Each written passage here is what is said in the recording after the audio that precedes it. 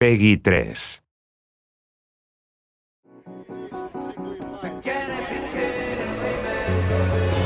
Welcome to the final developer diary for F1 2010.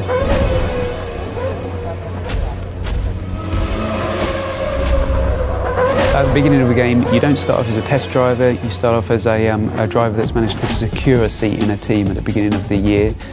You know, in the real world, before you go to a track, before you start the season, you're fully aware with your team what the expectations are. Depending on the kind of difficulty level that you've selected, that determines the teams that are open to you at the beginning of the game. You always, as a driver, want to be beating your teammate. That really elevates you in the team. It also alerts the other teams to your ability. The garage is a key location in the game.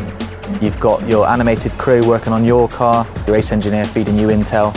You've actually been lucky enough to have real race engineers get into the motion capture suits and really just perform the tasks that they do day to day. And that really is a great sensation when you come in there and you see your whole team around you and you really feel a part of that atmosphere. When you talk to teams and you talk to drivers, they don't actually do the level of car setup work you would normally see in a racing game. You're not going there with the wrong gear ratios, with the wrong aero for that circuit. It's up to the driver to just finally tweak the car to your style, not to make drastic changes. The expectations from the driver playing the game are the same as what they would be in real life, given your machinery.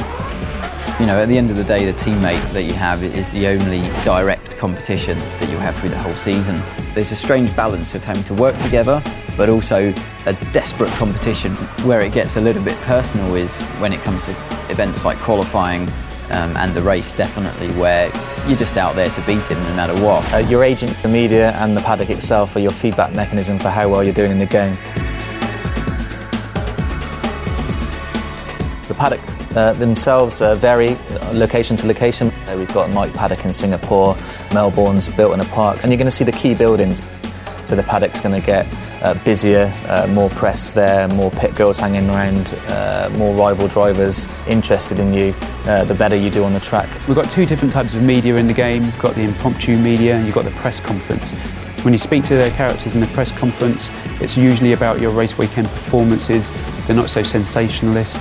It's an easier ride for you, definitely, but it's still a moment of celebration. Impromptu characters hanging around the paddock lane, they're always willing to take your first comments when you come out of practice, qualifying and race. The hardest thing, I think, is that if you've had a bad result, then you have to speak to the media and you have to remain calm and always say the right thing. You have to be a little careful of what you say to the media. Sometimes you'll say things in the heat of the moment. You're the only one that you can blame at the end of the day if you slip and open your mouth and say something you shouldn't have. When you finished on the podium, it's 1, 2, 3, you can tell the press conference characters all about the race weekend. Those are all of the things that I want to try and portray in the game as what happens in real life. Way beyond any computer game I've ever played before.